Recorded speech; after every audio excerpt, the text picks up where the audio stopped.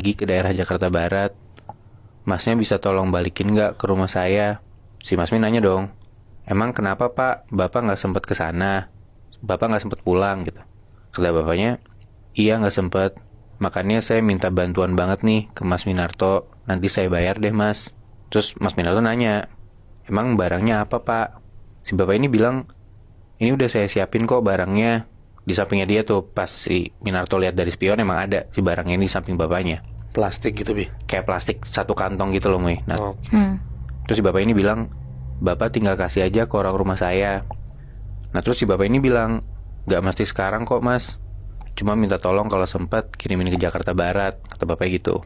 Tapi kan si Minarto nggak tahu rumahnya di mana ya? Nah setelah itu si Minarto nanya, itu rumahnya yang mana Pak? Kan saya sebelumnya nganter Bapak ke kebun-kebunan gitu kan, ke Iya. jalan-jalan kosong. Si Bapak jawab, oh iya di tempat saya biasa turun. Mas nanti turun di situ. Abis itu Mas masuk jalan situ. Jadi kayak ada jalan kecil gitu loh di deket si Minarto nurunin Bapak ini. Dan emang harus jalan kaki gitu. Si Bapak ini bilang. Akhirnya udahlah dikasih tuh alamatnya sama si Bapak ini. Udah tuh si Minarto nurunin Bapak ini daerah Cibubur. Dan besokannya tumben banget si Minarto ini banyak banget dapat orderan. Jadi dia sampai lupa si barang itu tuh ada di mobilnya dia gitu loh, di bagasi. Baru malamnya lah si Minarto ingat dan akhirnya dia bisa tuh sempet buat nganterin barangnya ini. Minarto jalan malam-malam kayak sekitar jam 9-an, dia nyetir ke daerah Kalideres. Dia berhentiin mobilnya di tempat biasa dia nurunin si Pak Farid ini. Terus Mas Minarto turun, dia jalan kaki tuh.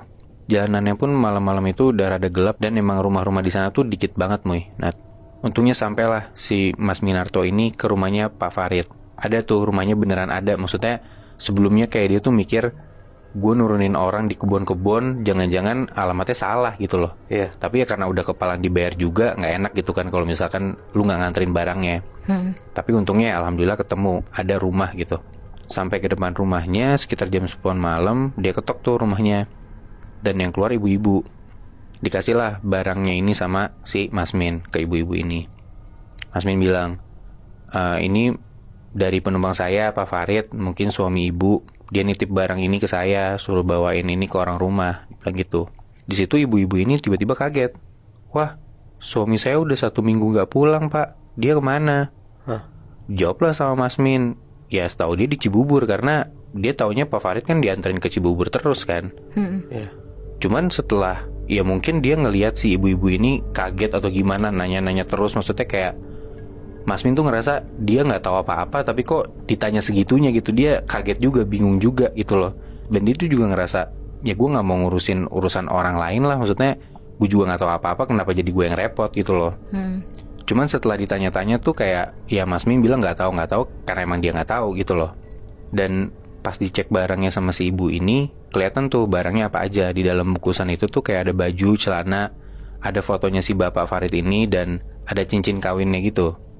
Mau cerai dia? Nah, gue juga nggak ngerti Nat sebenarnya apa yang terjadi. Tapi ya gara-gara si Pak Min juga nggak mau tahu urusan si ibu ini dan Pak Farid, dia nggak mau tahu dan akhirnya ya udah dia pamit pulang aja gitu loh. Mas Min balik pulang gitu kan, dan besokannya seperti biasa ya Minarto mencoba untuk menjalani hari-harinya dia lah. Kayak dia nyari-nyari lagi pelanggan, penumpang segala macam. Dan malam-malam pun begitu dia nyari restoran seperti biasa di daerah Cawang. Dan di malam itu ketemu lagi nih si Minarto sama Pak Farid.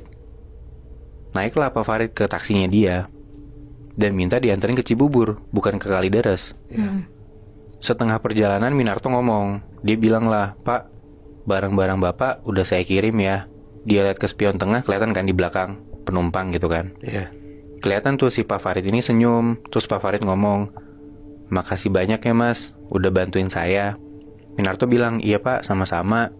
Tapi istri Bapak nyariin Bapak, mungkin baiknya Bapak hubungin istrinya gitu.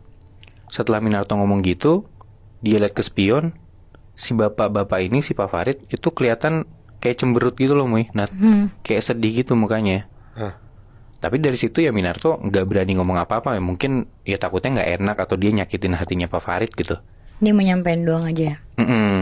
Dan akhirnya dari situ selama sepanjang perjalanan keluar tol Cibubur, lewatin jalan-jalan sampai ke kawasan yang mulai sepi nih, sampai ke deket tempat si Minarto biasa nurunin Pak Farid, ya yaudah mereka diem-dieman aja gitu loh. Sampai di titik yang biasa Minarto tempat nurunin Pak Farid ini di Cibubur, turunlah si Pak Farid ini. Terus Pak Farid ngomong, "Mas, saya ngucapin makasih banyak ya, Mas Minarto udah bantuin saya. Semoga Mas Minarto sehat terus." Dan setelah bapak ini turun, dia udah nutup pintu. Entah kenapa, Minarto tuh ngerasa dia nggak pengen langsung pulang. Dan nggak tahu kenapa dia tuh merhatiin si Pak Farid ini menjauh dari mobil taksinya dia. Minarto ngeliatin bapak ini pergi menjauh dan ya kelihatan gitu punggungnya ya, dia jalan ngejauh. Terus di situ Minarto tuh ngeliat si bapak ini jalan pelan-pelan ngejauh dari mobilnya dia. Dan tiba-tiba kakinya Pak Farid ini yang sebelah kiri putus. Hah? Jalannya jadi kayak pincang gitu. Tapi si bapak ini tetap jalan. 1-2 langkah, kaki kanannya Pak Farid putus lagi. Hah? Dan bener-bener di situ Minarto deg-degan banget, kaget banget. Tapi entah kenapa dia nggak bisa kabur. Dan dari Pak Farid yang masih mencoba buat jalan itu, lama-lama si Pak Farid ini ngerangkak, ngejauh, kegelapan sampai hilang gitu aja. Cing. Dari situ Minarto masih nggak ngerti apa yang terjadi. Dia juga deg-degan banget, kaget banget. Dan gak lama untungnya dia bisa ngeh gitu untuk udah gue cabut aja gitu loh. Akhirnya dia tancap gas, dia pergi, dia cabut tuh dari tempat itu. Sepanjang jalan dari titik itu tuh dia nggak ngelihat orang-orang sama sekali. Dan emang kondisinya udah jam 12-an malam di situ, udah sepi.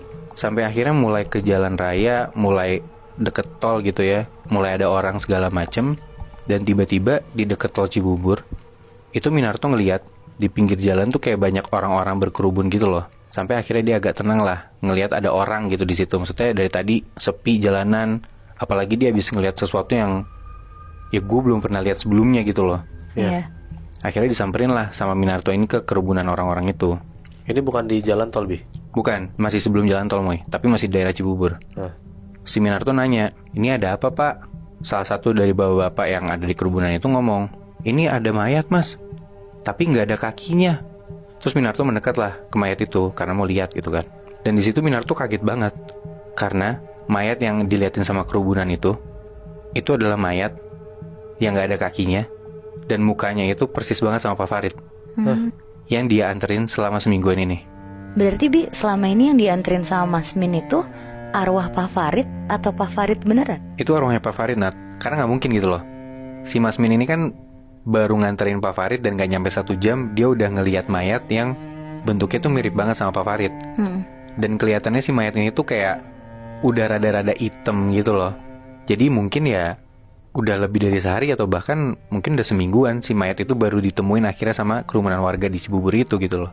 Berarti mayatnya Pak Farid itu dimutilasi dan dibuang di daerah Cibubur? Bisa dibilang gitu Moy. Kalau dari orang yang ngasih cerita ke gue diwanti-wanti banget buat jangan buka cerita ini karena masih ada hubungannya sama orang penting di Indonesia. Dan Pak Farid ini berarti dibunuh sama orang penting di Indo? Bisa dibilang gitu Moy. Damn.